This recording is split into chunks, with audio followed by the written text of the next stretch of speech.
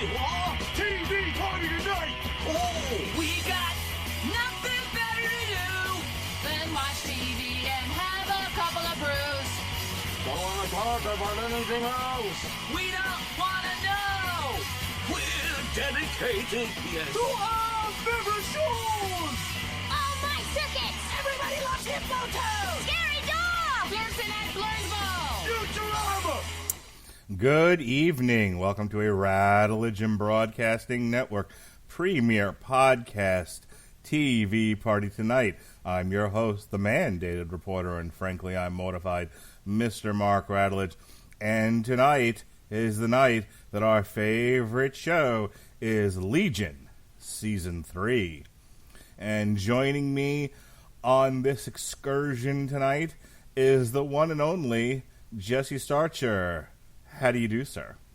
Oh my goodness, ladies and gentlemen, you must be wondering, Legion Season 3, are we going to be getting more of Sid's naked ass? Well, unfortunately not, but there's going to be plenty more to talk about right here when we discuss this season tonight. I had forgotten about Sid's naked ass, but yes. How could you forget? This show has been in sharp decline since we haven't seen Sid's naked ass. I'm going to be honest with you. Yeah, that's probably the peak. That was the hype. Now, could you imagine if Aubrey Plaza's naked ass and Sid's naked ass? Oh, man. That should have been one entire episode. That's the grand finale. I mean, if you're going to end the series... Just a pair of, two pair of butt cheeks right there on the screen. I think, and I don't know how you feel about this, but I think that Aubrey Plaza, Sid, and Amber Midthunder should have just been filmed at the ass, naked ass. All right. Just walking down a dark highway. Oh, man. Well... For 45 minutes. 45 minutes? Just them walking? Just them walking. Would have been the best episode of Legion Season 3.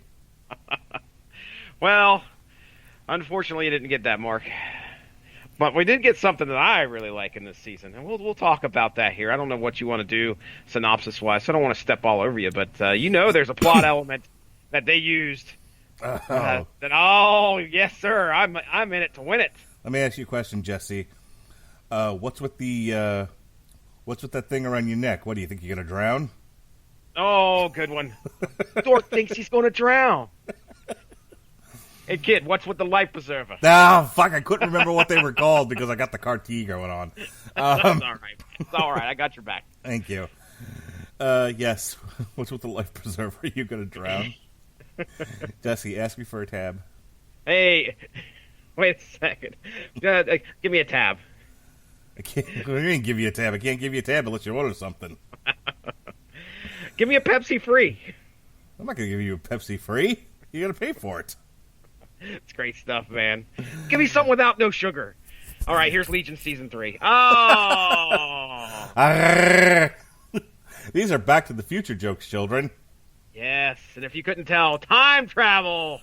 Oh, shit. There goes the neighborhood. Yes, sir. That's what... Well, that would have been a nice body count song. Ladies and gentlemen, we are Body Count, motherfucker. Here we go. Sid's naked ass. Damn. Oh, right. You follow that up with Evil Dick easily. Oh, yes. Evil Dick should go right into Sid's naked ass. All right. Wow. How you doing, Melissa? Man, oh man, I hope this is not your first episode, ladies and gentlemen, of the TV party tonight. My wife is on the couch, just into her IEP that she's writing, shaking her head, but she's not talking to me anymore. Yep, I'm done. What do you think about... Hey, what do you think about Evil Dick into Sid's naked ass? What do you think? I don't know who Sid is. I don't know what you're talking about. I'd rather you leave me out of it. Sid is a character on Legion who's played by Rachel Keller. All right. I think you're going to have to explain to her who Evil Dick is. I don't have to explain shit. Right. I don't have to do anything except die and pay taxes. True. No, the line is I don't have to do anything but stay black and die. Hey, Legion Season 3 is the third and final season of the story of David Haller, if you hear me. If you hear me. Who goes by the name Legion, who is a mutant diagnosed with schizophrenia at a young age. He's also an Omega level mutant with all kinds of psionic powers. Yes. And the writers of this, the showrunners, the people who developed Legion for FX, I believe they've said in interviews they really did design this to be a 3-season story. And so in the first season, they played around a lot with the unreliable narrator.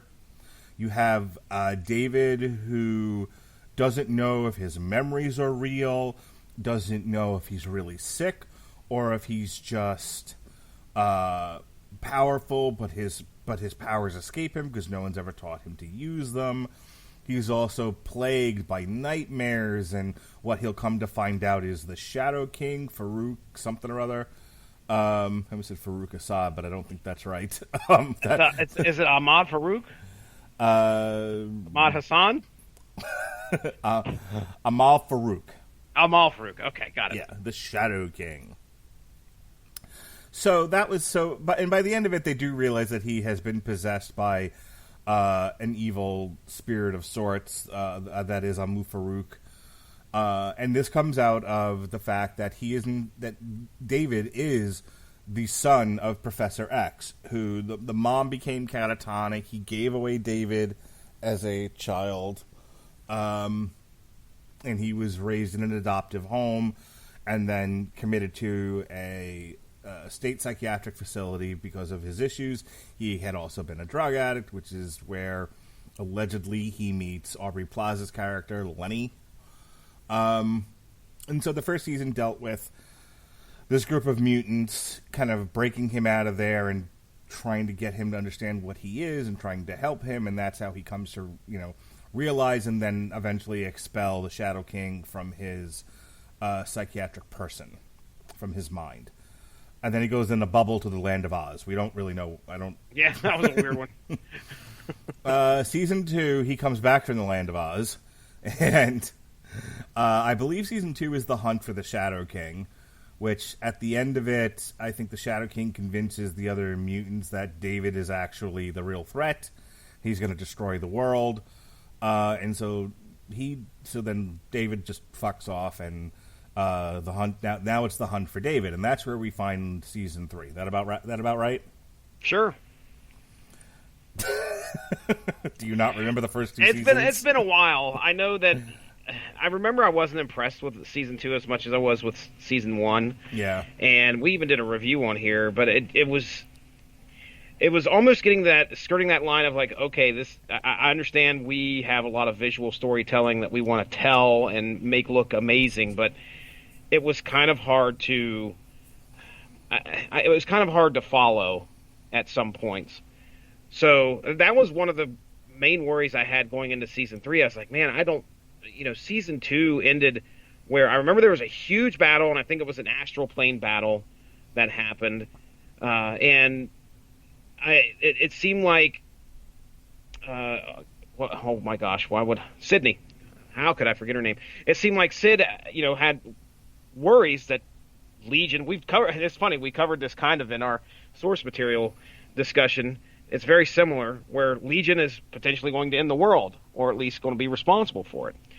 So there's some time travel stuff that's kind of involved there too, where she's reaching back, trying to basically find out what happened and try to stop things. But that goes completely to the next level here in this season. So that's what I remember from Season 2. I can't remember much past that, though. All right, well, let's pick up Season 3 here. The gist of Season 3 is Division 3 is trying to hunt down David before he destroys the world. Meanwhile, we meet a new character by the name of Switch, who is a mutant that can time travel. And David wants a time traveler because he wants to go back in time to where he was a child, where he's an infant, and stop the events that cause him to be possessed by the Shadow King, and subsequently his mother going to Catatonia and his father giving him up for adoption, which is what caused all of the events that we've seen thus far. He feels that if he goes back in time and he, quote, fixes it, then everyone will have better lives. And that's the show kind of just deals with that. There's an episode that deals with just what happened with Charles and David's mother, Gabrielle. It shows the fight between Charles and Farouk. There's the whole first episode, you're kind of getting to know Switch a bit and how her power set works and all of that. You get to see David kind of really using, and again, this goes to the X-Men Legacy comic that we were reading alongside of this, where David is really using his powers, but he doesn't have the strongest moral compass. Yeah. So, like, he's kind of abusive to Switch, but like in a passive, aggressive way, where he's like, she's falling apart at the seams, her teeth are falling out because he's pushing her too far, and he's like, no, it's fine, I'll fix everything. Like, greater good, keep going. Meanwhile, this poor girl has gone to pieces. Mm-hmm. Yeah. Go ahead. I was going to say, it was an interesting way to show the effects of a person, a mutant that could time travel. It definitely takes its toll on the body. And, you recognize that, like, one of the first events where she goes back in time and then she reaches back and pulls out a molar, and you're like, oh, what is going on? Well, yeah, that has its consequences. So this person just can't willy-nilly go through time and change things. There's definitely a cost to it. And, and she's an interesting character, too. I mean, as much as she doesn't bring a whole lot other than just kind of be the vehicle to give David the opportunity to change things. Not a whole lot of... I mean, you have kind of an emotional attachment to her. You don't want to see her. You don't want to see her suffer, but you don't really have. Me personally, I didn't have that much of an emotional attachment as to whether they could have done more with her. How's that? They could have made me feel a little bit more sorry for her, and a little bit more into that character. We get a little bit about her relationship with her dad, but that's about it. So anyway, I interrupted you. Go ahead. Well, no, that's it. We can kind of kick this back and forth now. So the first 3 episodes really deal with David concocting this plan through use of a time traveler to go back and fix his life, and therefore, fix everybody's life. And then we get the history of him and his parents. That's the first 3 episodes. So let's kind of chunk these together. There are 8 episodes in total, so we'll chunk the first 3, and then the next 3, and then the 2-part season finale. What did you think of the first 3 episodes? Well, I think we have our introduction, of course, to our time traveler there in the first episode, where she does some kind of whacked out. I don't know what's going on, but there's these clues, these subtle clues that lead her to find this tube that will lead her to where David is this cult leader, and there's a bunch of people that are, David's definitely changed.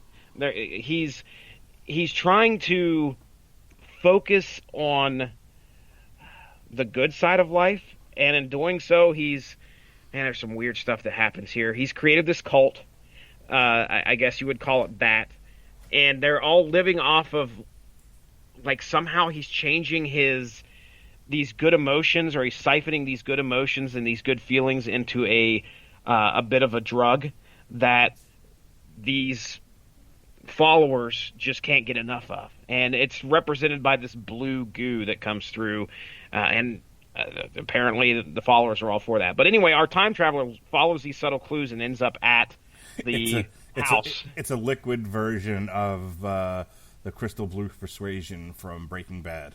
Okay, I'm down with it.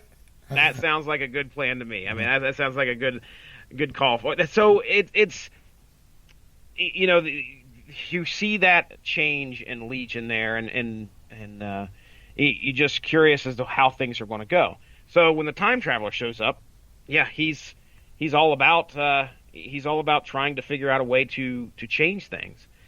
Give me some other stuff that happened there. Our third episode, was that the one where we go back and we look at Yes. Charles Xavier and Gabrielle, and that whole story, which was interesting. It had Charles Xavier hadn't showed up yet in the show until that episode, right? Well, there's one episode where David starts to understand what happened to him, and it's clear that his dad is Professor X, but the whole thing is done in like chalk outlines. Okay, all right. So, yeah, here we get the actual physical representation, in the past of Charles Xavier and Gabrielle, and how that was a very touching episode where Professor X reaches out to Gabrielle while they're in that psych ward, and Professor X is trying to come to grips with the powers that he has, and then he brings her out of like this catatonic state, and they became obviously lovers, and they were meant for each other, and they get married, and of course we have David. Give me some other thoughts here, man, because I'm looking at the synopsis and just trying to pick things out that really made me go, okay, because I had a hard time through these first three episodes. So talk about that. I actually thought the first 3 episodes were fairly strong, and then it's like the next 2, I'm like, meh. And then the season finale, I really, I should say the next 3 were kind of, ugh. And then the last 2 episodes I thought were really strong and had a kind of a fun ending. So okay. what was your difficulty with the first 3 episodes? There were just way too many points where I was looking at the screen going, I don't know what the hell's going on. And I think a lot of it happened in the first 2 episodes. I think episode 3 was easier to follow because of it tended to at least try to rely on linear storytelling in the past. But again, it's Noah Hawley, right? Is that his name? Yeah. Noah Hawley. So he brings such a unique vision to the show that sometimes if you aren't really paying attention, or you are just not a fan of linear storytelling, then you can be taken out by stuff that's going on the screen. That happened to me quite a bit there watching the first 3 episodes. And there is also the factor that I tried to watch them with my wife, who has little patience for things that involve, okay, why all of a sudden are people singing? And, why are we watching a music video right now? There were a couple times where I was like, okay, well, yeah, I'm right there with you, Mindy. I have no idea what's going on. The time travel aspect where they, we find out there in episode 3, and I want to keep kind of focusing on that because that's the one I mostly remember of those 3. I thought that was interesting because David goes back in time, but he cannot completely be back there to where he's like physically in front of somebody. Like he's trying to stop his mom from, or at least warn his mom that he's about to be infected by the Shadow King. And what ends up happening is, instead of him, showing up in physical form and saying, "Hey, don't do that," it's only like echoes and very faint voices to where he's kind of getting his message through, but his mom is completely misunderstanding what's going on, and she believes the fucking house is haunted. Right. I thought that was interesting. And he is, you see that he may actually be driving her more towards believing herself to be insane again. Now, this is, of course, after Charles Xavier leaves to go visit the Shadow King. But yeah, there is. I thought that was pretty neat. I thought that was put across pretty well. Yeah, there's a causal paradox here. They did the sort of thing with Game of Thrones where a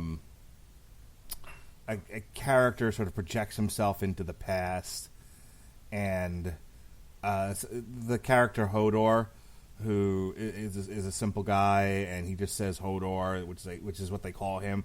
Actually started out as somebody else, but there's something happening, and they're like, telling him to hold the door, and so he's like, hold door, hold the door, hold door, hold door, and so it's the interference of the future projection on the past that actually caused him to become what he is in the present. Yeah.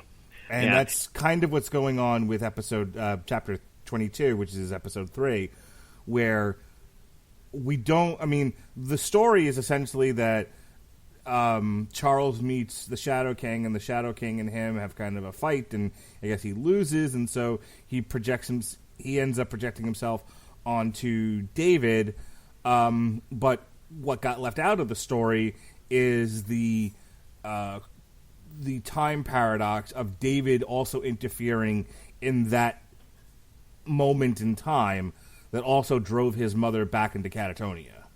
Okay.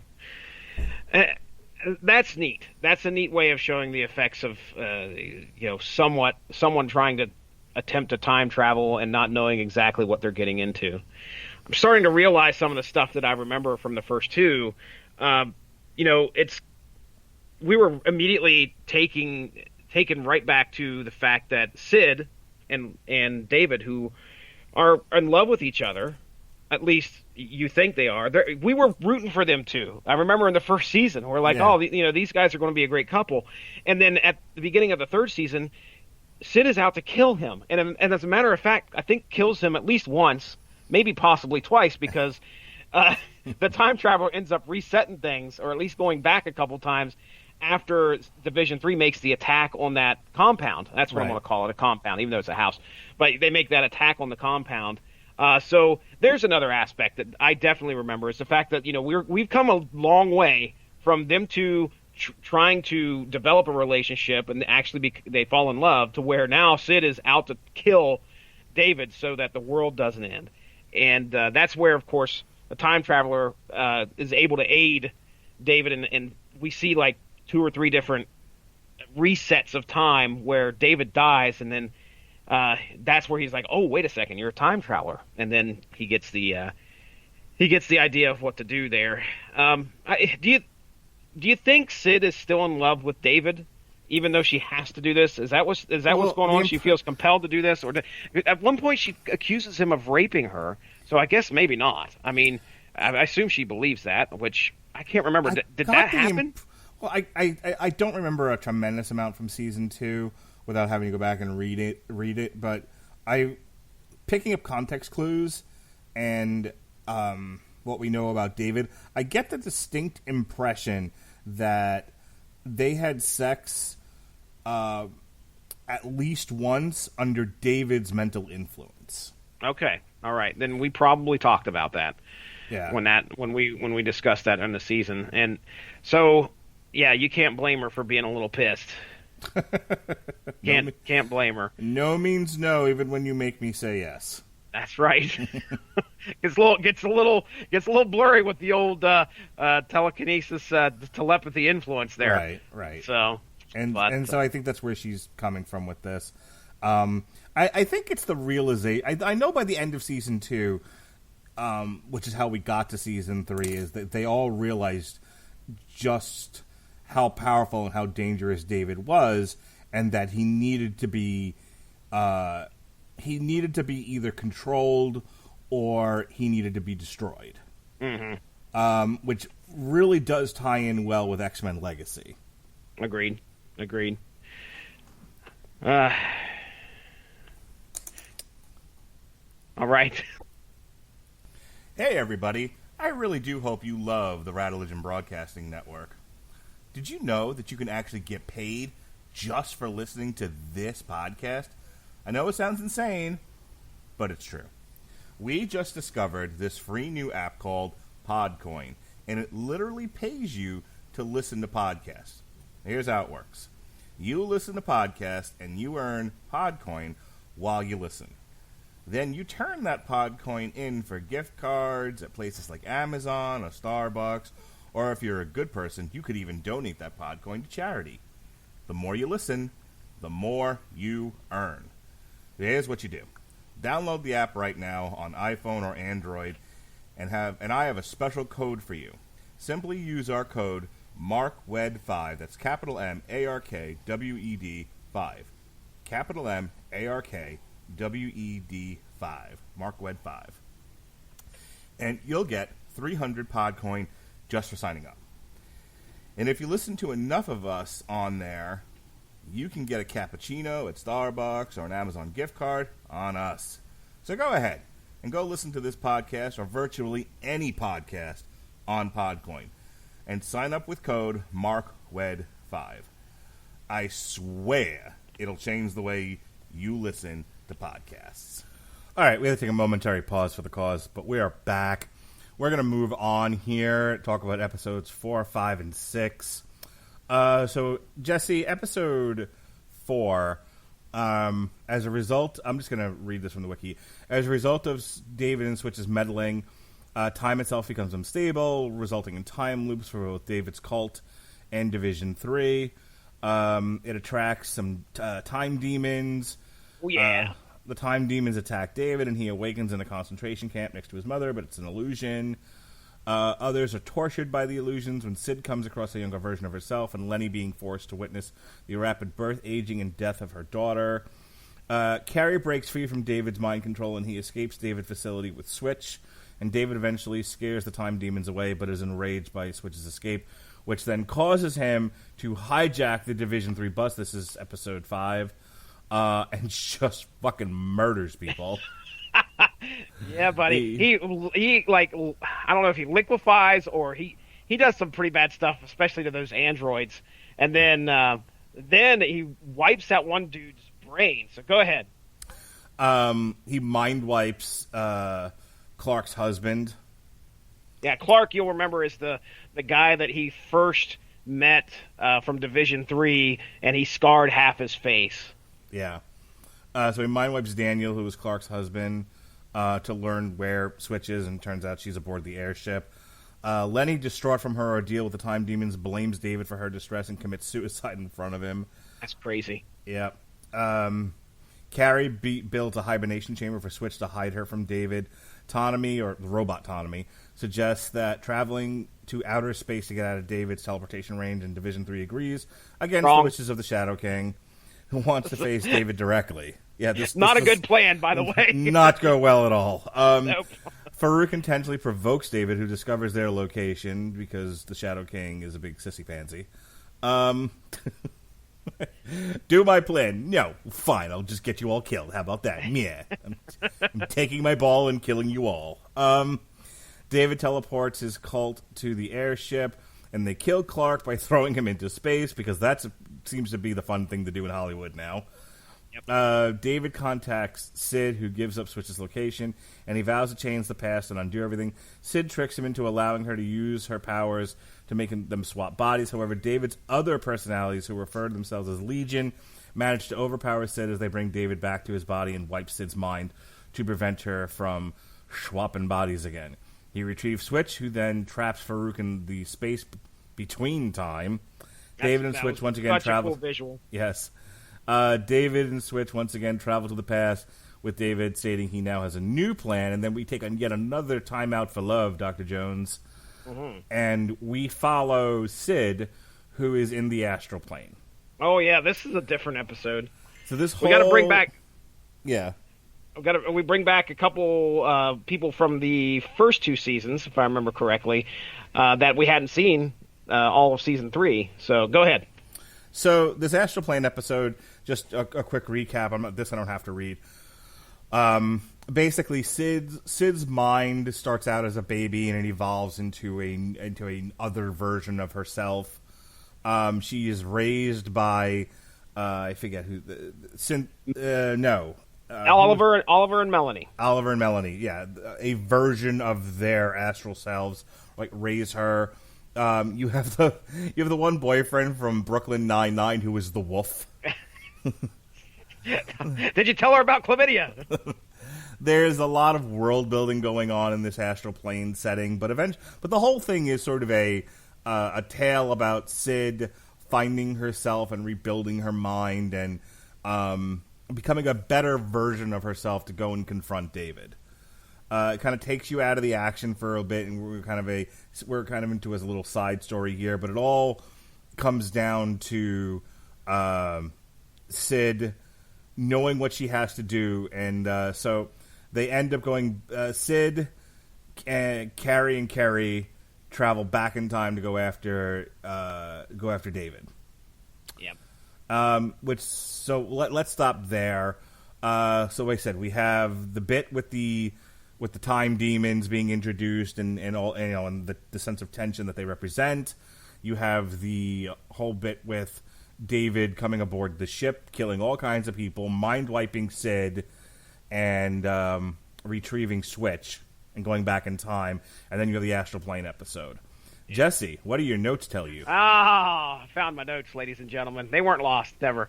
I went back in time and got them and found them. Here we go. I want to quickly stop and tell you the most. One sec. Hey, Jesse. Yes, why sir. don't you make like a tree and get out of here? Make like a tree and leave, you damn fool. You always get it wrong. I have to tell you about the most frightening moment this whole season hit me with on episode 3. All right, I know we've bumped past that, but I've got to talk about this real quick. Do you remember when little baby David was laying in the crib and was crying incessantly, and his mom got up to go get him, and the Shadow King was nearby, I guess, and she goes to pick him up because he's laying on his stomach in the crib, and she turns him over and proceeds to see the back of his head again, and then turns him over, and then it's continually the back of this poor little baby's head. You never see the front of it. So she's like continually flipping the baby over, trying to find the baby's face. That was the most horrifying thing I'd seen in a while. Very scary, very scary. All right, now let's head to episode 4, where my notes start out such as, oh yes, temporal glitch, where everything is kind of like skipping and kind of just, you could tell there's something wrong. At first you're like, oh, something's wrong with the signal on my satellite. No, that's not the case. It's the actual way that they filmed this, which I thought was really neat. That was, again, a fantastic visual storytelling going through here. What you have to do is you have to get across that there are these demons that are kind of in between time. And so a normal person may just have somebody dress up as a demon and go after these people. But the way that they animate these things, where it's almost like you can only see them in between the seconds, the second ticks on a clock, and they're just, every time, the only time you don't see them move, they're completely always, every time you see them, they're paused in the movement that they're going to do. Very scary and a great way of getting that across to the person that's watching it. So I like that. Let's see here. Yeah, like I said, visual storytelling was deep. And then when Sid has the discussion with her younger self about love, I thought that was really compelling. You said that I imagine your big problem was probably the astral plane episode. Did that drag it down for you? No, believe it or not. I know why you're saying that, because I have a fairly lengthy history of what the fuck is this. Let's stick with the meat and stop telling and stop doing, entire episodes of gravy. But I actually I kind of needed the break, and I think it was a story worth telling. I think the other side of that is that episode was propped up by some stellar acting, and then there's a fucking rap battle. To which you messaged me, oh, this fucking rap battle. But it was hilarious, I mean, it was well done. Like the people who work on this show. If I remember right, season 2 they had a dance off. That was kind of, it was either season 2 or season 1, where it was David versus Farouk, and there was a fucking dance off to kind of show their battle at that point in time. I don't think that was the big battle. That was something before that, or maybe it led up to it. But again, such an interesting way to kind of get across. These two are fighting practically for life and death. Let's do a rap battle to kind of show the fight. Interesting. Yeah. I mean, it was fun the way they did it. Yeah. And I loved how it ended, because, he really goes after the wolf, Oliver does, and the wolf, you hurt my feelings. But you and I'm not gonna. Let me lead here, because you think I'm going to go one way, but I'm not. So let me just I'll stay quiet. Okay. you and I were talking about pet peeves offline, and I revealed to you there are certain things that really irk me in a very personal way. One of those things is the undeserving boyfriend. You know the type where they're a piece of garbage and they don't deserve the girl that they're with, but they know how to play the strings on that girl so well that the girl just stays with them, even though everybody and especially you can see they're just a piece of shit. Oh yeah. That's the wolf. That's the wolf. Yeah. Oh, that is a deeply personal pet peeve of mine. It bleeds right into my sense of justice. Oh yeah. That people should get what they deserve based on the kind of person they are. And hey, look, it's one thing to make a joke about Evil Dick going into Sid's ass. It's another thing to be a bag of dicks. Yeah, to completely mean it, and yeah, exactly. So, and he does it. He plays on Cynthia's, who's a drug. I love her introduction, by the way. This is Cynthia. She's utterly given up hope. Yeah, the astral plane's so weird, man. So fucking, it's a weird show, dude. It's just so out there, and the concept, it's such an abstract concept that, people show up there. That's why Sid was there, because people who had lost their way or lose their mind end up on the astral plane. So right. Cynthia, who is apparently her mind has gone a long time ago, that's why she's there. But yeah, she's so malleable, I guess you would say. That sure. The wolf has got her, at first he's like, here she is, this is kind of like his new side piece. Right. She's utterly bereft of self-worth. Exactly. And it's immediately Oliver and Melanie recognize that, and they're like, hey, why don't you stay here? And they look at the wolf and like, you're staying outside. But yeah, they bring her in and raise her along with Sid, which makes of course that's a big kind of a plot in the story where Sid grows up with the sister who ends up turning around and goes right back to the wolf. Right. Cynthia's unfortunately lost her way again. And the moral of that whole story was that Sid learns that there's some people you just can't save. Yeah. Some people need to be destroyed. That's the lesson at least she's being taught, and she needs to be taught that in order to confront David. It gives her the strength to confront this insurmountable, all-powerful being who she has feelings for, but realizes is too dangerous to remain who he is. And it's so funny because we really this year we've run across a lot of shows that turn conventional comic storytelling on its head in television. And I keep going, and I think if somebody asked me at the end of the year, how would you sum up television this year? It's Alan Tudyk saying, now we're here for the punchy part. Yes, sir. Yes, sir. Which doesn't happen. All kinds of nutty stuff happens at the end of Doom Patrol, and we talked about that earlier this year. But it was that sense of calling out the conventional nonsense. Look, we all love the end of Avengers Endgame. It was a gratifying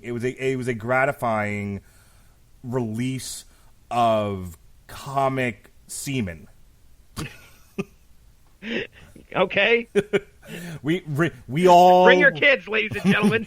We all rained semen down in the theater. 22 I was not in that theater. 22. Yes, you were. 22 films later, after building up all that intensity and just Avengers Assemble, and you look like I'm spent. You look like Mr. Marsh from South Park after he's finished all over himself. You ever see that? Oh no, I haven't. I can just picture it. How's that? Don't send me any pictures. Don't send me any images. It's a big meme. I can find it for you really easily. No, that's fine. That is fine. Google Randy Marsh semen. All right, Ben. Get right on that. But that's what okay, so my point.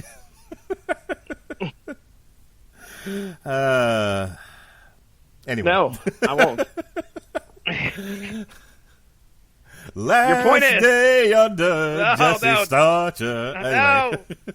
Damn it. The point is that while there's that conventional storytelling and release and people being satisfied, Mm-hmm. Okay. I get it. There's shows like Doom Patrol and Legion and a couple of other ones that we've talked about this year where the final confrontation, and this to a degree had some action to it, and we'll talk about this in a few minutes, David's battle with the Shadow King, at least in part, results in him singing a song. Yeah, we'll talk about that here in a few. It was an interesting way to end it.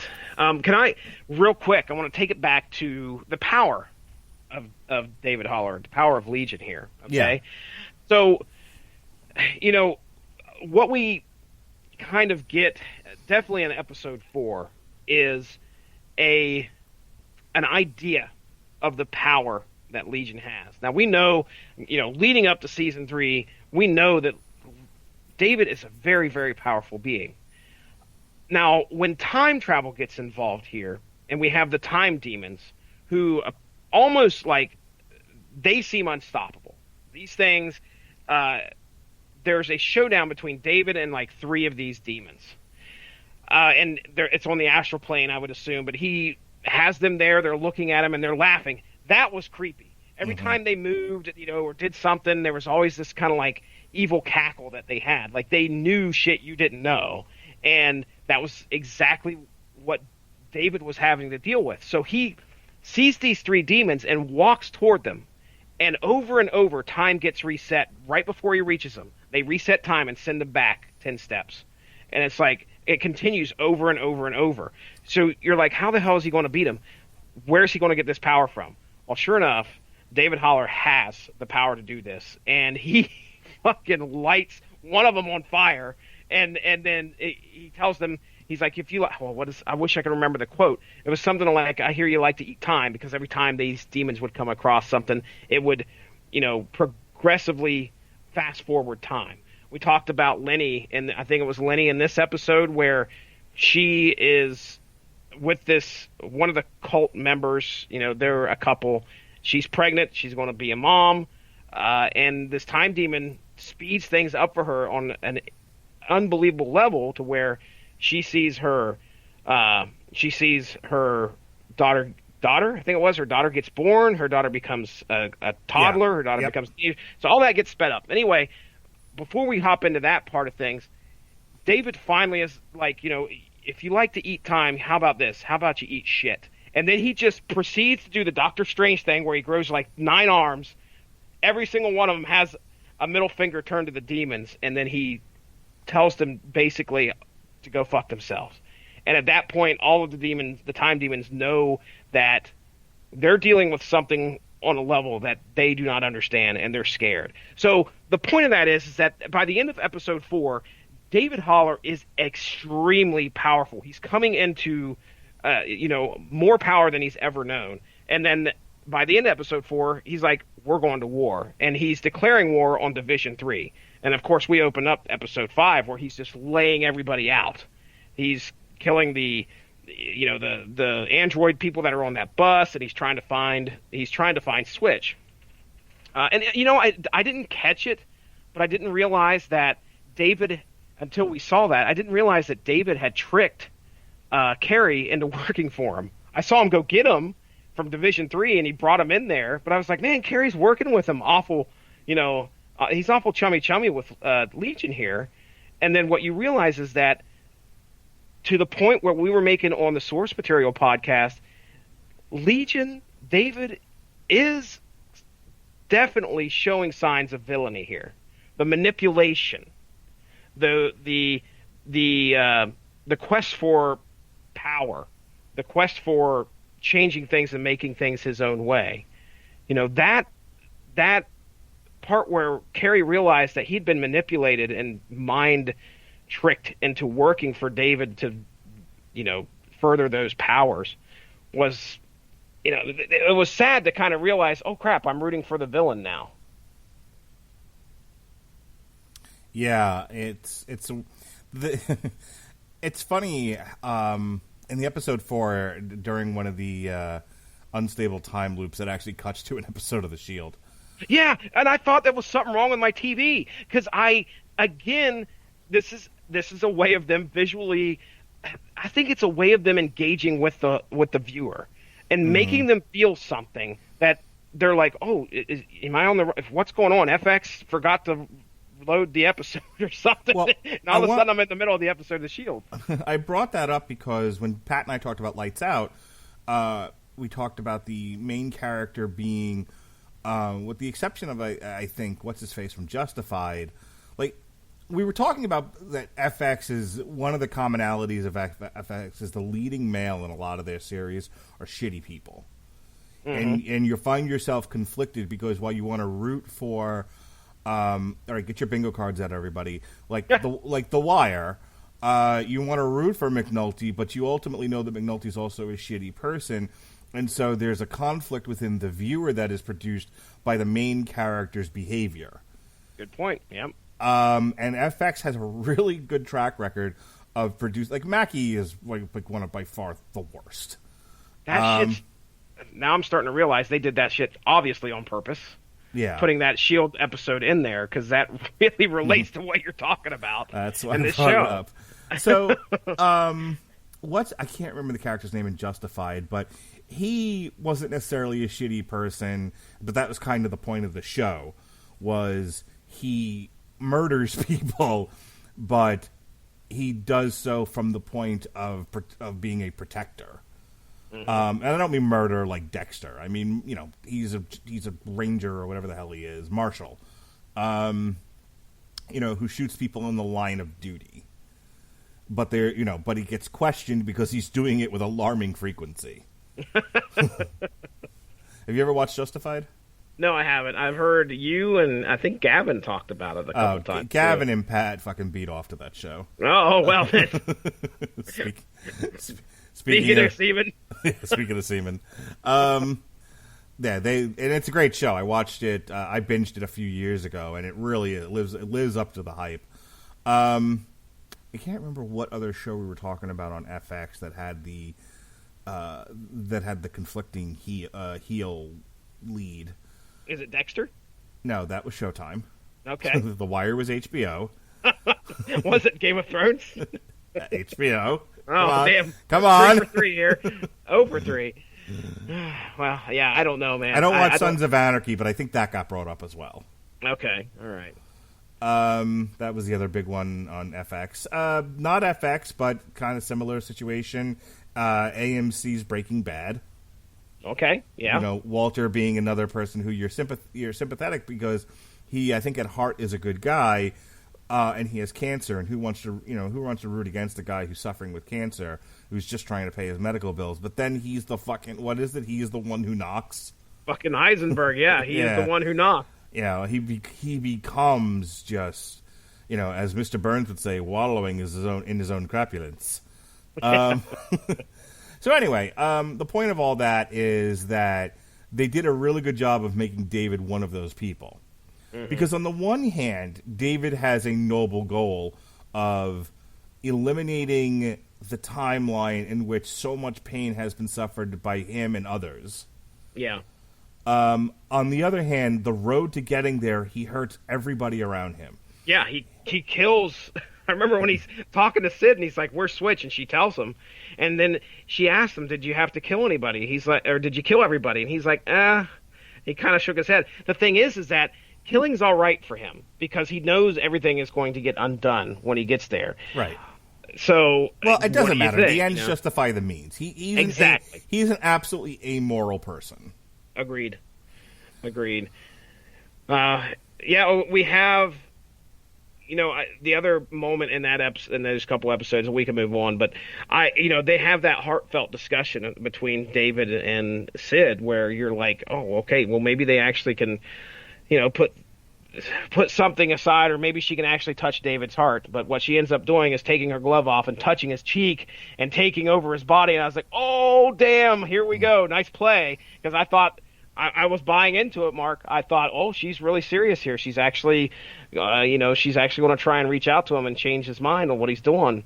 And by then, people had died, and I was like, man, if he changes his mind now, he's like, it's a broken character. We've had that discussion on source material where we have characters who have taken things so far. Are they considered broken? Well, if he would have changed his mind at that point, there would have been a lot of stuff that you could file under this character is now broken because they've gone to these lengths. But regardless, she makes her play and tricks everybody and, switches bodies with David. But obviously that all comes to naught because Sid goes into the astral plane after getting attacked by all those legions inside of his head. But she's able to come back, and we already talked about her journey there. So, but yeah, David and Switch grab David gets Switch, and they both head back into the past while I think he's leaning over Sid's unconscious body, and it's like, look, I'll make it right. I'll change it. So out they go. So back to the past. One second, I want to. So they don't really have a lot of characters from the comic books in this show. They have Legion. They introduced Professor X, Gabrielle Xavier, who was introduced in the comics, and the Shadow King. But like Sid, I get this. I was gonna say I don't recognize her as a character at all. No, she. And I don't recognize Carrie. I don't recognize Lenny. I don't recognize a lot of that. Now, granted, we're not the greatest Legion scholars, but I think that the stuff that we've read 2 volumes of that one of the 2013 series, and none of that's showing up. The themes are the same, though. Some of the themes are definitely the same. Well, I like to use the wiki links as a to see whether or not this person was actually in the comics. They're usually pretty good about that. Mm-hmm. And like none of these characters have links to anything. When they are, there is a link there. Like the Shadow King has a link. Yes. But like when I look at Sid, there's no link here. The character is named after Roger Sid Barrett of the rock band Pink Floyd, whose music was an important influence on the series. Absolutely. That's for sure in that last episode. So, but here's my question to you, just kind of off to the side for a moment. I'm wondering if in development, and I don't know if this is true or not, I'm just kind of shooting the breeze at this point. I'm wondering if in development they actually wanted Rogue in this role. The power set seems very similar. Yeah, that's why I said that. Like, the way they use her powers, it seems like Rogue would have been a good fit here. And they were like, no, that's the one broad from the movies, and these are supposed to connect to that. Like, this show is in that universe. Yeah. So you can't use Rogue. And so they just basically developed a character similar to Rogue, minus the Southern accent. Mm-hmm. Do they have anything there for Carrie at all? Because no. Carrie, okay, I was going to say, Carrie has, I'm trying to think of a power set, or a character that has a similar power set. The only person that comes to mind is like Multiple Man, but that is nothing like what goes through, Carrie goes through in the show. A whole other person's living inside of him that ages at a separate rate. Yeah, and yeah, they can share. There was one interesting part there. I think it was in the second to last episode where female Carrie is trying to hold off those cultists that have come, and she gets the crap beat out of her. Mm-hmm. She doesn't die, but when they're trying to figure out what the next step would be, she looks at male Carrie and says, "Hey, I can't do this, barely walking." So they become one. And then she shares her pain. Mark Radulich, yell it, scream it. I couldn't help but notice your pain. Share it with me. And her injuries with the male Carrie, and then she comes out unscathed, but he's fucking wheelchair bound and beat to shit. Yeah. So I've never seen. I cannot think for the life of me. There probably is something out there like that's in the Marvel universe in the comics, but I thought that was very unique. If it's not, that's very unique when it comes to. She's running around with a fucking samurai sword. Yep.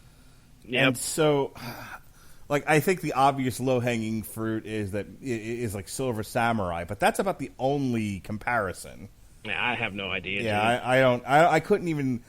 I mean, Psylocke, maybe? I don't know. Psylocke, maybe. But the whole switching body thing. However, the closest thing you can get is to where Psylocke did go through a transformation at one point where she did get her mind put into the the Asian Psylocke, the one you're thinking of with the sword. She was never like that before. She was kind of a she was like fucking Raven from the Teen Titans. yes, yeah, there you go. But again, not sharing. She definitely wasn't sharing two bodies and couldn't separate themselves. So I don't know, man. But I see where you're going with the Sid thing. I definitely got a Rogue vibe when I was first watching this series. I was like, I wonder if that was what their plan was. But nothing else other than Shadow King, Legion, and Professor X and Gabriella. That's it. Yep. I can't think of anything else. Certainly not Lenny. No, I didn't see her coming from a mile away either. So. Aubrey Plaza there. All right. If there's nothing else about these 3 episodes, unless we're going to rap battle, let's move on. Oh. I challenge and you. the last rap that he won on was not good. I don't think it was good, Mark. I'm just saying. Well, he didn't really rap. He just was like, "You're a shitty person, and here's all the reasons why." Nobody loves None you. of them rhyme. Yeah. No, nobody loves you. You're an unwanted piece of fucking animal shit. And then he's like, "You hurt my feelings," and the dumb girl's like, "Oh, he's so sensitive." That's the sound of a dick going in her throat. Oh, damn. Wow. Missed that part of the episode. Yeah, where she blew him right there in front of everybody. Ah. It's there. They just cut it because it's FX. Cutting room floor. Yeah. Got it. Yeah, I don't have anything else on this. I really enjoy this guy's podcast, but sometimes he just says something and it's so cringy. We know, people. We know. We know. Yeah, I like the time demons. I thought that was neat. When they got stuck, when Carrie and the two was it the 2 Carries? Anyway, I know it was Farouk and Carrie, and maybe it was Sid was stuck in the time between time. I thought that was a great way of getting that across. How that was told, like it was all still images with texts, and then the next was a still image with text. I thought that was awesome. Yeah, it was pretty cool stuff. Great way of doing it. But let's get into 7 and 8. Yeah, so our final 2 episodes, the end of the beginning, the end is the beginning is the end, and the end of the end. Or something like sure. that. That what it goes? All right, so the last 2 episodes basically are David ends up going back in time. He meets his dad, and he's basically there to tag team with his dad against the Shadow King, but the past version of the Shadow King, the one that's going to inevitably possess David and destroy his life. But as it turns out, future Shadow King finally gets out of the time between time, and they end up kind of having a face-off. It's young Shadow King versus David, and then past Professor X at that time, present, I guess, which is what, the late 40s, early 50s. If this is after World War. Dude, if you're trying to fucking put a time frame on what you see on the screen versus what is actually going on, good luck. It has to have been after World War II because his wife's a Holocaust survivor. Okay, all right, I'll agree with that. Which would make Legion what? Is this show supposed to take place in the 70s? Yes. Okay, all right. So then that would make sense that the White Legion is probably about 20, 25 years old. So that would probably be in the 50s, maybe late 40s at the latest. Yeah. That's when this is going on. So, long story short, it's too late. So let's assume this is the early 50s, and because you figure they didn't go home and have a baby right away. Yeah. And then there's that time they spent in the asylum. Let's assume that's more than 20 minutes. Sure. So at the time of this, and then he has to build Cerebro and all of that. So yeah, we'll go with the early 50s here. So 50s, just so I get my people right. 50s Professor X kind of pairs off with 70s contemporary Shadow King, and then 50s Shadow King squares off with 70s David. Yep. And just sticking with David and the Shadow King for a second, they kind of have a back and forth thing going on. It gets very physical. David's at one point just like pounding the shit out of him. I guess he fought back at one point, and David ended up like in a straitjacket, and then he started singing a song, and then at the end of the song, he somehow resists and reverses, and he takes down the Shadow King, and then he starts ground and pounding. While that's happening, Professor X, like, feeling like, okay, well, this guy's malevolent, and he hurt my son, so I guess I gotta fight this guy. But his nature is in communication. This is very Professor X. Yep. Like, we've been talking about Onslaught, and coming this Monday on the Source Material podcast is Onslaught Volume 2? 3. No, 2. You're right. I thought so. Yep. Time travel, ladies and gentlemen. I haven't read Volume 3 yet. We're recording 3. We're releasing 2. Yes. Shut up. Stop telling about the sausage is made. So anyway, in the Onslaught book, and to a degree this is covered in X-Men Legacy as well, one of the defining characteristics of Professor X is he feels like through communication there will be peace.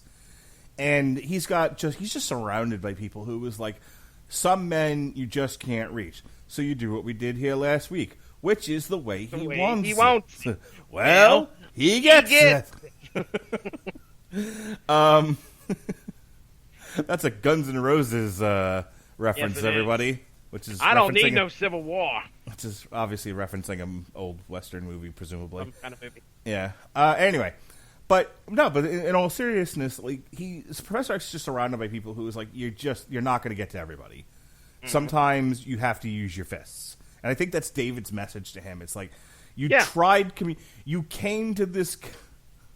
This podcast is full of movie references. Captain Kirk was your host, and you treated his friendship by trying to murder him. You know what I'm doing? Captain Kirk? Well, is this going to be this is definitely a Star Trek reference. Is it going to be Wrath of Khan? You're absolutely right. That's what I thought. Okay. Yeah, I had 7 chances to get that right, I think. when Chekhov and what's his face land on City Alpha 5. Oh, okay. And they discover Khan. The earworm. Right. The earworm shortly afterwards. It's that scene. Yeah, buddy. Yeah. You know what's funny is we get earworms in this fucking episode because he reaches into his ear, remember, and he pulls out shit. Yep. It's a reverse earworm thing. But yes. Interesting. You know, David, much like Chekhov in Star Trek II, The Wrath of Khan, he says to Charles, he says, you came to him in friendship and he was just using you. And he wanted to hurt you, and when he couldn't do that, he hurt me. And this is an opportunity to make it right and get revenge. Justice must be served. And he really has a heck of a time getting Charles to buy into that. It's true. But eventually he does, out of, I think, fucking guilt. Because it's like I don't think David ever wins the moral argument. He guilts Charles into it by saying, oh, and by the way, your reaction to this, you piece of shit, is you give me up for adoption because you don't know what else to do. Yeah. Yeah. And Charles, like, well, I can't live with myself knowing that. Well, I mean, it's a hell of a thing to put something like that on somebody. I mean, you imagine if somebody did actually come back and you realize that they were a time traveler, they were your son, and they told you, this moment is going to cause you to do something that you would never fathom that you could do.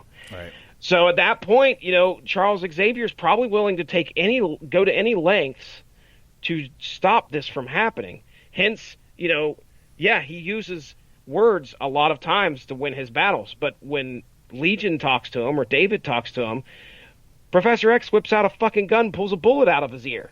Right. And you're like, well, shit, okay. So he goes to confront the Shadow King, and the Shadow King's like, this is dumb. Yeah, contemporary Shadow King has went through some shit, and he's learned a lot. Yeah. He's learned a lot. He's like, this is dumb. Let's take the gun and turn it into booze, and let's just talk. Let's have a drink, and we'll talk about it. And it's kind of like, I know I was a shitty person back in the 50s, and I've learned to not be a shitty person, and so maybe there's a way to avoid the inevitable path that brings us to this point. Mm-hmm. And that's great. That is a great message, because I didn't expect it to go that way at all. At the end of episode 7, when, contemporary or present Farouk shows up, I was like, oh shit, those two are going to team up and we're going to have a battle on the grandest stage of them all, WrestleMania Astral Plane. Yeah, this was a regular Hulk Hogan and Mr. T versus Paul Orndorff and Roddy Piper. I'll be damn sure it was.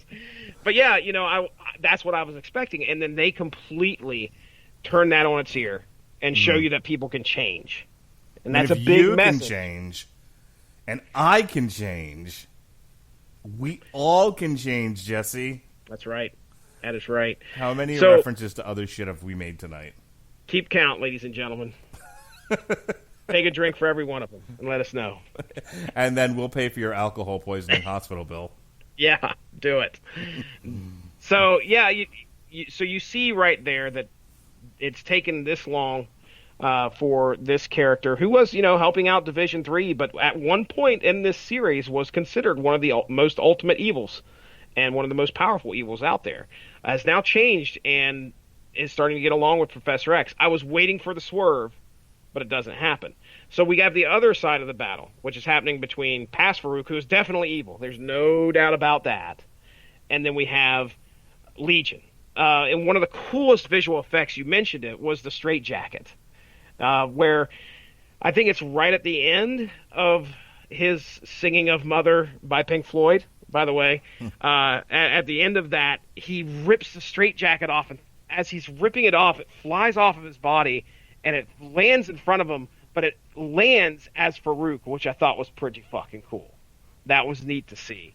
And he's able to overcome, Farouk in this battle. And then what is it? Is it where... I can't remember how it gets resolved. Does Xavier and, present Farouk show up, and they're like, hey, let's figure out a way to do this a different way? Yeah, after using Gabrielle's inspiration, David escapes the straitjacket that Farouk puts him in and tells him he's a bad person and all of that. In the midst of a ground and pound, they stop him from killing him, and they were basically like, don't do this. This just only cements the fact that you're a bad person. True. Yeah, exactly. That the need for justice should not be tantamount to the need to create an eye for an eye. That's right. And Farouk, present Farouk, gives past Farouk those glasses and shows him everything that's happened. We almost get like this sped up montage of what's happened over the past 2 seasons, 2.5, 3 seasons, or whatever. And, past Farouk is rather repentant here. He's very sorry for what he turns into. So he agrees to... I can't remember what the hell the plan is, but he obviously doesn't... The plan is they're going to leave each other alone. Okay, all right. So he decides not to do what he's going to do. Basically, I don't know... I don't remember exactly why Farouk fights Charles Xavier, but I know that the intention was to draw Professor X in and then, either take his power or overwhelm him or whatever the story was. Probably find I don't know. I would assume the Shadow King's got to find a new host. That's my guess, because obviously when Charles first shows up there, which I think that's what happens in season 3, at least we get a little bit of a glimpse of it. He finds out that Farouk exists, and he travels halfway across the world to go meet this guy because he's a person that has similar power to him. Mutants weren't all over the place at that point. It wasn't the 90s, ladies and gentlemen. Mutants weren't everywhere. And they all didn't have coats of many pockets. And bad posture and big boobies, as Mark Radulich would say. But, he reaches out to Farouk, but Farouk's known about him this whole time. Right. And the Shadow King, I think, that's what... It's kind of like the evil eye. No one can escape its sight. Can I do a Lord of the Rings reference now? Nice, well done. But anyway, nothing escapes his sight, the Shadow King's sight, and that's where he sees the power that lies in Legion, and then proceeds to gravitate and go into Legion. And that's what I didn't understand going into this was how the Shadow King becoming part of David, almost grew up with him as a son, and that's Right. mentioned in this final episode, which is this last episode. So for such a dark and weird series, it's so positive. There's a lot of positive things that come out of this. Yeah, there's going to be some crazy whacked out battles, and again, a couple songs might be sung, but at the end of the day, after these four come together and come to an agreement, the only thing that comes out of it is positive. And we do have a change to, at least the intention is to have a change to the future. That it's going to happen. So, and now go ahead and tell, I mean, I don't know if you've said anything about it yet or not, but, after the battle, we watched things change. Go ahead. Yeah, so, I mean, while this is, like, if this is too esoteric and weird for you, there is a punchy part. You have Carrie, sword-wielding Carrie, and Sid, who are fighting time demons. Eventually, Switch becomes the powerful time traveler she was always meant to be, and she goes down there before she ascends to the fourth dimension, or whatever it is she's doing, with dear old Pop. She goes down there, she defeats the time demons, she saves Sid and now a very, very elder Carrie. And she tells Sid, like, hey, David's going to, in this new timeline that David's creating by virtue of you all being here, you're going to do very well. Just let it happen. And so the bottom line is that the show ends with Charles reconciling with Gabrielle, the Shadow King just letting the Xavier family exist. Like, whatever it is he's going to do in the world, he's not fucking with this family anymore. Yeah. So now David doesn't get put up for adoption or gets possessed by a demon. He gets to just grow up. So maybe he has schizophrenia, maybe he doesn't. It's true. We don't know. But contemporary David and contemporary Sid, after a final goodbye and to a degree a resolution that kind of says, things got shitty, but in the end it all kind of worked out, and we'll see where the next life takes us. Yeah. One of the last things that Sid says to David is like, something along the lines of, whatever happens, you got to promise me one thing. And she says, be a good boy. Yeah. and they both kind of laugh and fade away as they're sitting above the little baby David Holler's crib. Right. And that's it. So, there's no extra scene. There's no nothing. It just show ends. Nope. That's it. That is it. That's the way that the series ends. And man, I got to tell you, I really am going to kind of miss this show. As much as season 2 kind of felt like it was filler for me, I think that there were way more elements of the visual storytelling that made me go, damn, this is something different. This is something that you don't see on TV all the time. You just don't see it. And I think the vision of Legion is what really drew us to it in the first place. Well, actually, the fact that it was a Marvel property, was probably my first thing. Like, oh shit, they're going to do a show on Legion. And then we get into the way that they told the tales on the screen was just unbelievable. There's a lot of complaints about Marvel movies being kind of cooked up by committee and served as fast food to the masses. And there's an argument there. There's an argument in kind of a structural math that works, to the tune of billions and billions of dollars. But they don't have much of a soul, so they're successful and they're crowd pleasing and they're entertaining. But so's fucking Reese's peanut butter cups. And it's like, okay, so these don't have a tremendous amount of gravitas, weight to them. And so so if you're just looking at the movies, Marvel has this reputation of being candy. It's candy everybody wants. But where Marvel is successful at being an IP that creative people can use to tell interesting stories that don't have to be successful in the movie milieu is the television product. Because when you look at across the board, like let's look at the low end, the lowest end being the Inhumans, which was hot garbage, and then Agents of S.H.I.E.L.D. So you have the ABC approach to it, which is more closer to the movies than it is the rest of the television properties.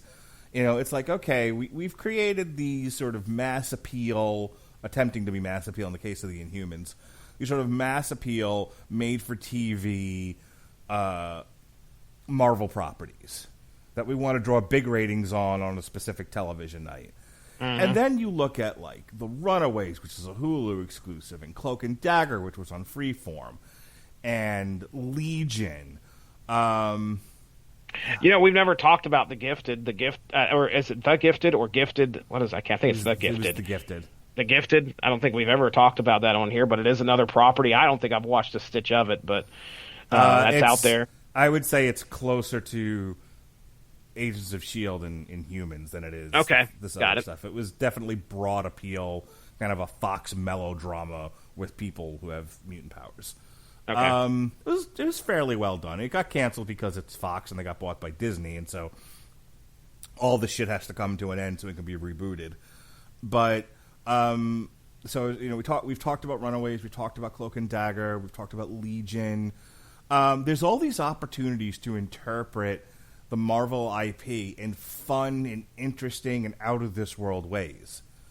So so they were successful with that with Cloak and Dagger, which we said was a weird show. But it's not the punchy parts. You know what I mean? Yeah.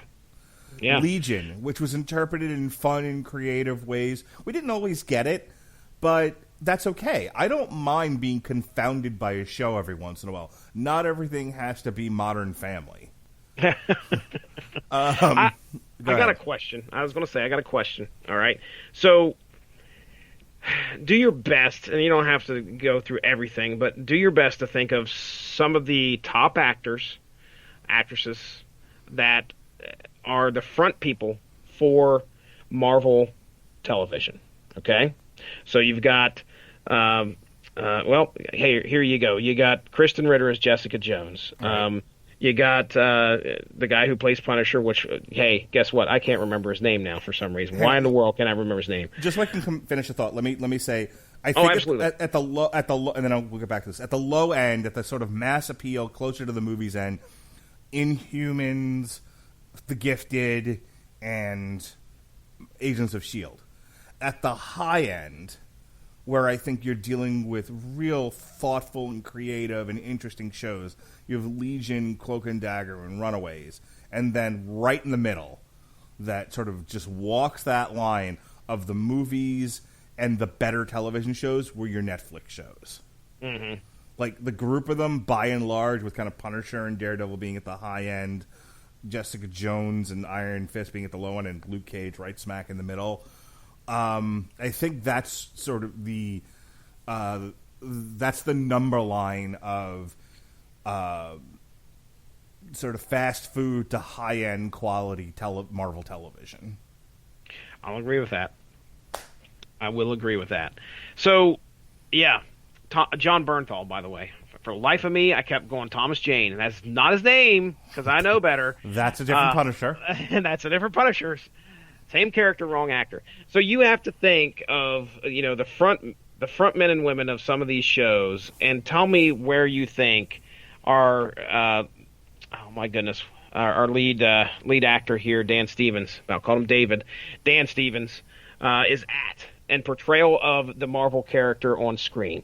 I'm going to go ahead and say that he is definitely top 5. I think his acting ability to show a person who is almost incurably insane is great. Lenny Aubrey Plaza as Lenny is up there too. But you know, we're talking about front men and women. So Dan Stevens is damn amazing as David Haller. I had no problem buying him as Legion, and I think that he deserves to be top 5 TV worthy character representation for Marvel. Where would you place him? Or if you could, would you say he's top 5? What do you think? I don't disagree with top 5. I need to kind of think out loud about this. Okay. Because let's just kind of take each show one by one here. Okay. Runaways is not, or Runaways, we'll keep that off the board since there's so many.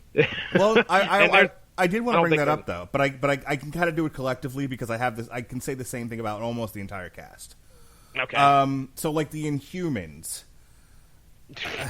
Bottom of the barrel, I've never seen it, but I know it can't be good. I mean, I think the cast, for the most part, couldn't be blamed for how bad that show was. They tried. But the question, you're asking me how close to the comics do these performers get to the character of the character, right? Well, you don't have to go by the comics themselves. I mean, just by what they're supposed to represent. Okay. Okay. I guess. I mean, obviously, Jessica Jones. She's supposed to be a hard-boiled private eye. We kind of get that from the series. Go ahead.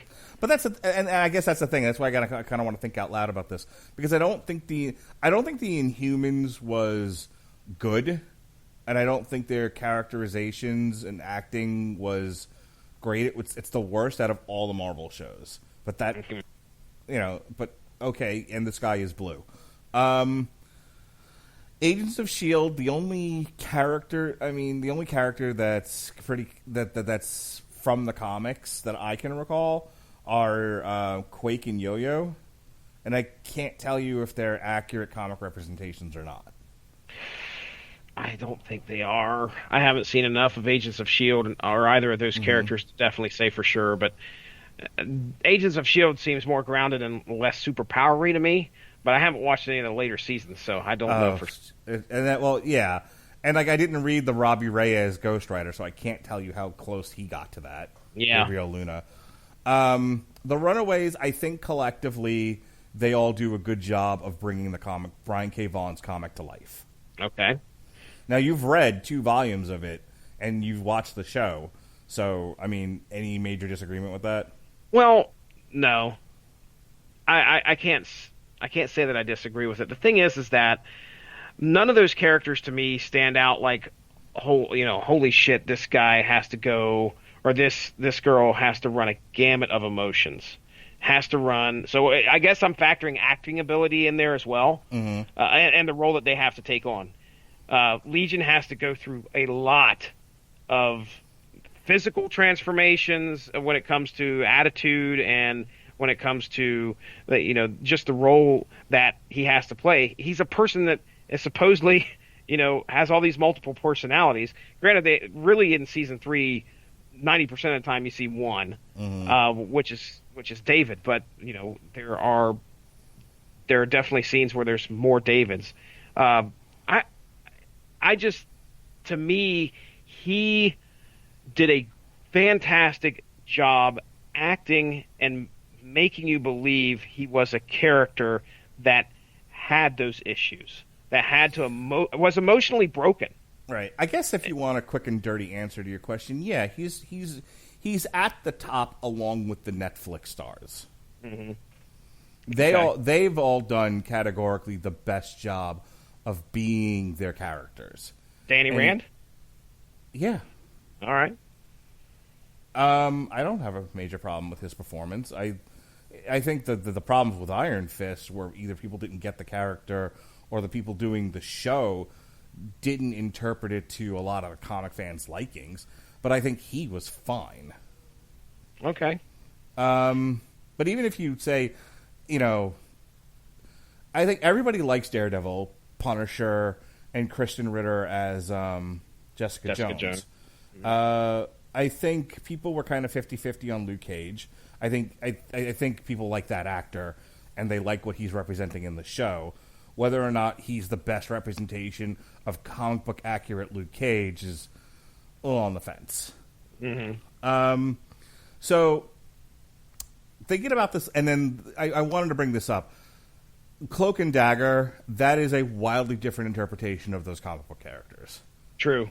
Yeah. They are Cloak and Dagger kind of in name only. So to answer your question, they're more closer to the ABC stuff. Same thing with The Gifted, where I think they do an okay job of doing melodrama, but I don't know how accurate these are to the comic book characters, and they wholly invented some new ones on that show.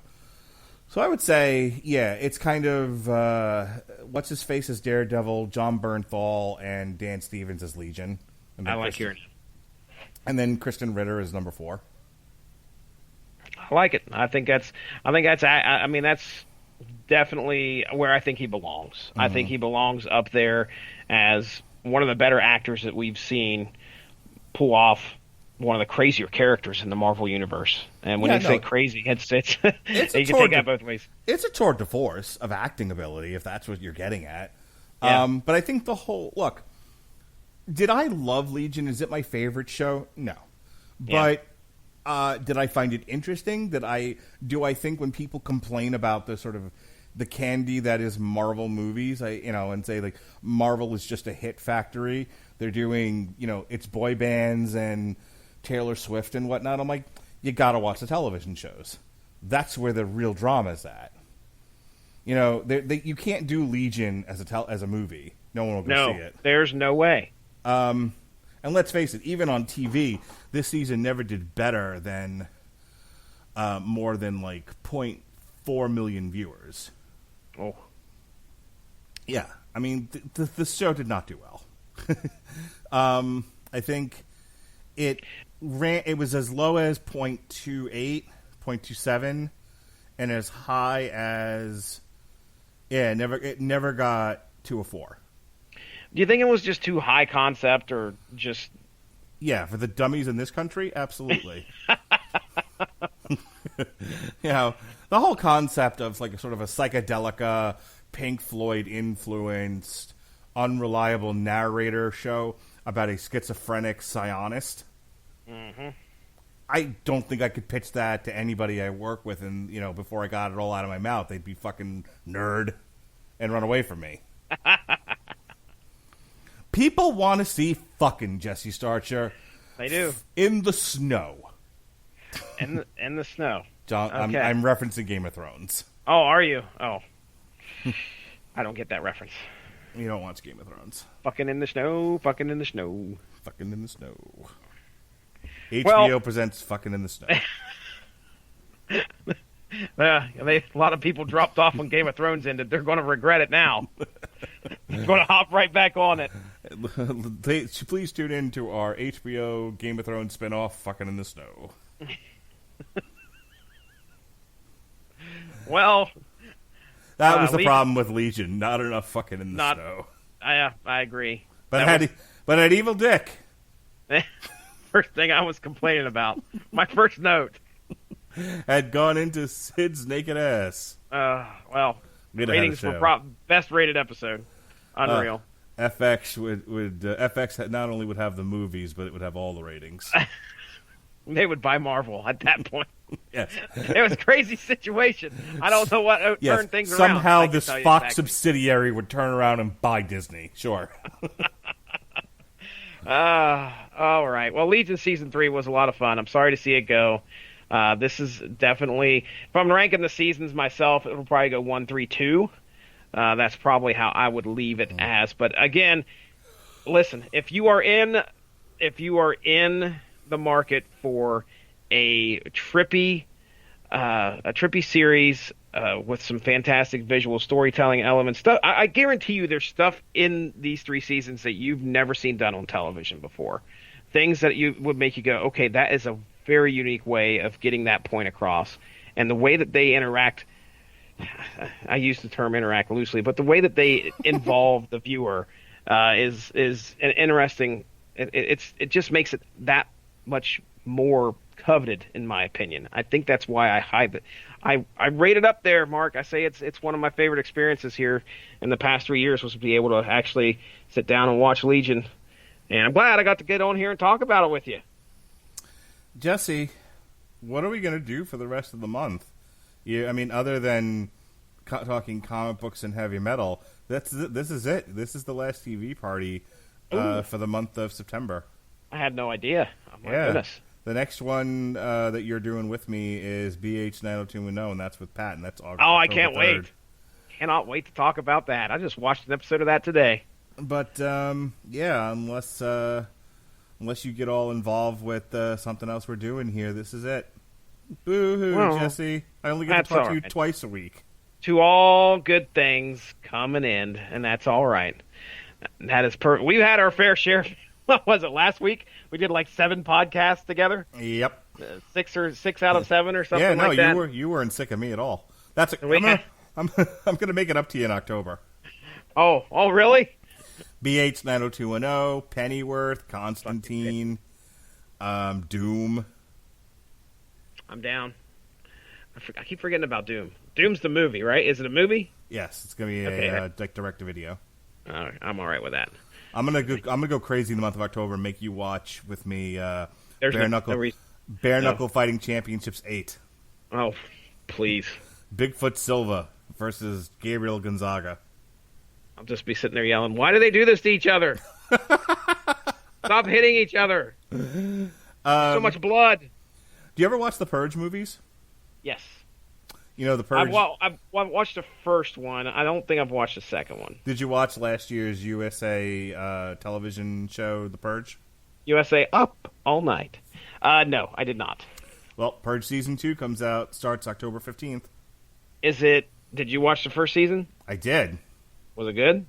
I liked it, and I've never really watched any of the Purge movies before, but I thought, I wanted to give the TV show a shot because I think the concept of the Purge is interesting, and I actually ended up liking it. I was into the show. A couple years ago, and tell me if this happens in the series, but a couple years ago, my daughter was wanting to watch those movies, and so she watched them. She said, I would really like to watch a movie about what happens after, like the cleanup. I said, well, yeah, that'd be pretty interesting. So is that what they kind of focus on? Do they focus on any of that, or is it always like, no, the purpose here? It's like that. It's kind of like 24. It's that whole 24-hour period stretched over like 8 episodes. They need to do like the epilogue, which is the day after the purge, where everybody has to go back and do their own shit and deal with the fact that they just killed their boyfriend. I mean, to a degree, that's dealt with. I mean, they kind of show you what happens to the characters after that in a particular night, like what happened when they were almost, after they were almost killed. But that's not the point of the show. The point of the show is to kind of show an ensemble to take an ensemble trying to survive cast and kind of follow their different stories and how they intersect and all of that. Who's going to be the murderer? Who's going to do this? Yeah, okay. Well, I wish I could say I was interested. If I get a chance to watch any of it here, I might request that we do it, but please don't make me. No. Beverly Hills, Pennyworth, Constantine, Doom, and then Lords of Chaos. I have you at least 3 times a week, every week in the month of October. So I got you 3 times. 3 times. Enjoy your respite. Oh, I will. As a matter of fact, I will do it. All right, I think we're done here, folks. Let's talk about September before we talk about October. In the archives now is Onslaught Volume 1, Hannibal Season 3, our coverage of this past weekend's wrestling events, New Japan Royal Quest, NXT UK TakeOver Cardiff, and AEW All Out. We did an extra special source material that led into tonight's Legion discussion. Saturday, we've got alternative coverage of Khabib versus Poirier, that's UFC 242. Onslaught Volume 2, It Chapter 2 review, Killswitch Engage Atonement, The Metal Hammer of Doom will be back. She-Ra Season 3, Bloodsport, Josh Barnett's Bloodsport 2. We've got it all on UHF. We got it all on UHF. All right, anything else? No, I don't. Like I said, I don't want to give too many plugs because I've learned that the minute I announce something, my entire schedule falls apart. People keep finding lives and other shit to do, so I'm pretty sure all of those will happen, though. How about that? All right, very good. Well, I can tell you, ladies and gentlemen, go give the Radulich in Broadcasting Network Facebook page a like to stay up on top of all the great podcasts that we have to offer. All sorts of great goodness going out there. Mark Radulich, he's joined me on source material many a time.